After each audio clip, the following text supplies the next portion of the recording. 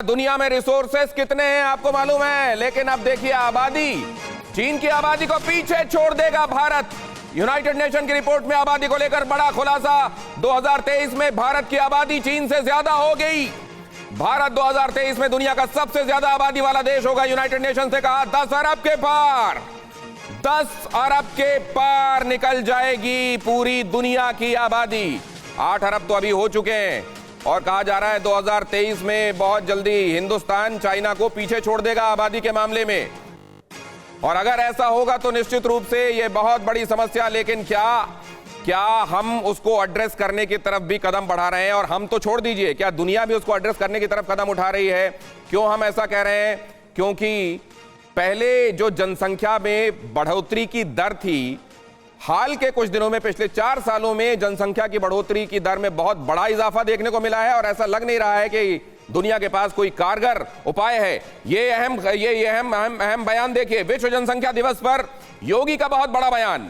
जनसंख्या नियंत्रण को लेकर यूपी के सीएम ने कहा, ऐसा ना हो कि किसी एक वर्ग की आबादी बढ़े।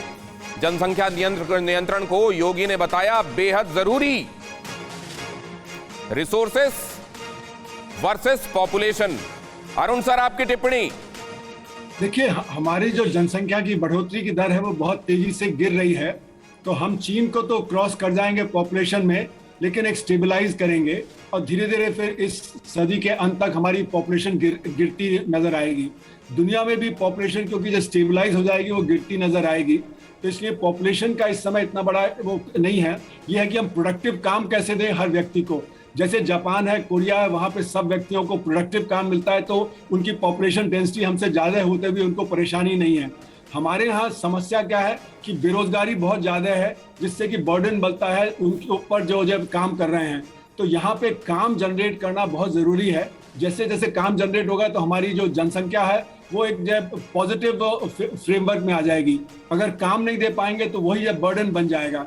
तो इसलिए हमें देखना है कि हम कैसे प्रोडक्टिव एम्प्लॉयमेंट जनरेट कर सकते हैं, जिससे कि हम चीन से ज्यादा संख्या होते हुए भी उनसे 1/4 पे जब ये मॉडल हम देखते हैं, ये बात सही है कि चीन एक अथॉरिटेरियन सिस्टम है। इन्वेस्टमेंट कैसे बढ़ेगा उसकी तरफ सर आप ठीक कह रहे हैं, लेकिन ये प्रोडक्टिव एम्प्लॉयमेंट की तरफ दो चीजें देखना होगा सर। क्या ये जो डेमोग्राफिक डिविडेंड की हम बात करते हैं कि जनसंख्या को अपनी ताकत बनाएंगे हम हिंदुस्तान के मामले में, और जब चाइना के मामले में हम ये देखते हैं तो कहां क्या अंतर है? Asthana sir, quick comment.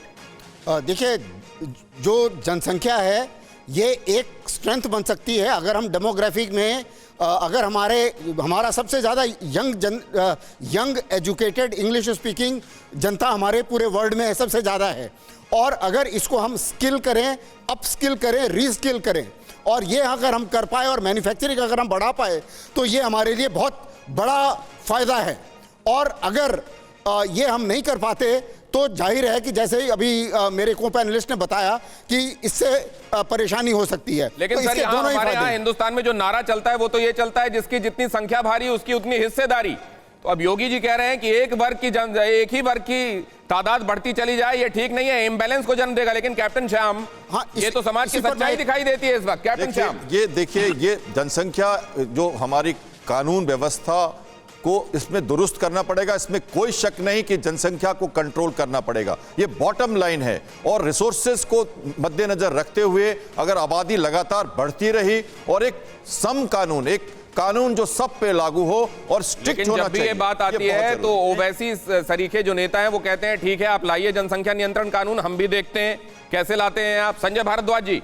नहीं, देखिए, पहली बात तो कि ये बात मैं प्रोफेसर अरुण जी से सहमत हूँ कि देखिए अभी यंग इंडिया है और निश्चित रूप से हर व्यक्ति को काम मिलेगा तो जनसंख्या बोझ नहीं बनेगी। अभी भी आप देखिए कि लगभग 70% आबादी 15 से 60 के बीच में है, पहली बात। दूसरी बात कि आज भी भारत में जो सर्विस सेक्टर का कंट्रीब्यूशन है वो सबसे बड़ा है। और जिस तरीके से जो भारतीय विदेशों में काम कर रहे हैं, लगभग $90 बिलियन का हर साल हमारी आमदनी होती है। जो skilled, semi skilled, unskilled labour forces, they are working in different part of the world. तो ये बर्डन नहीं बनेगा। जनसंख्या निश्चित रूप से इनको काम देने की जरूरत है और प्रोडक्टिव काम देने की जरूरत है। इसके लिए एक रोबुस्ट पॉलिसी बनानी चाहिए। जनसंख्या लेकिन प्रोडक्टिव एम्प्लॉयमेंट, ये जो हम आदर्शवादी बातें कर रहे हैं, देखिए 1 से 2 अरब पहुंचने में लगे हैं 123 साल और 6 से 7 अरब होने में सिर्फ 12 साल लगे हैं। इस रेट से, जिस रेट से जनसंख्या बढ़ रही है, उस रेट से अपने रिसोर्सेज को स्ट्रीमलाइन करना, उसको अलाइन करना जनसंख्या के हिसाब से, उनको प्रोवाइड कराने के लिए क्या यह मुमकिन है? कैप्टन श्याम, या हम आदर्श की बातें कर रहे हैं? नहीं, बिल्कुल मुमकिन नहीं। और मैं अपने पिछले वक्तव्य पे कायम रहना चाहूंगा कि हमें एक स्ट्रिक्ट कानून लाके, क्योंकि हमें आगे देखना है।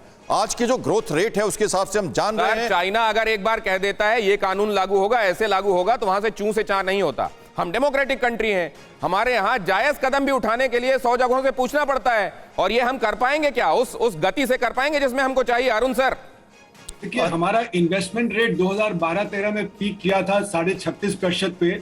उसके बाद वो गिर गया, 30% से कम आ गया, और बहुत सारे जो हाई नेटवर्थ इंडिविजुअल्स हैं वो देश छोड़ के जा रहे हैं।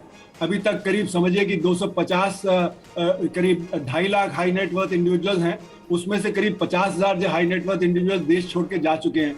तो हमें अब अगर इन्वेस्टमेंट क्लाइमेट हम इम्प्रूव कर लें और अपना इन्वेस्टमेंट रेट बढ़ा के 36.5% पे दोबारा ले आए, तो फिर हमारी जो प्रगति है वो और तेजी से होगी और जॉब क्रिएशन भी और ज्यादा तेजी से होगा।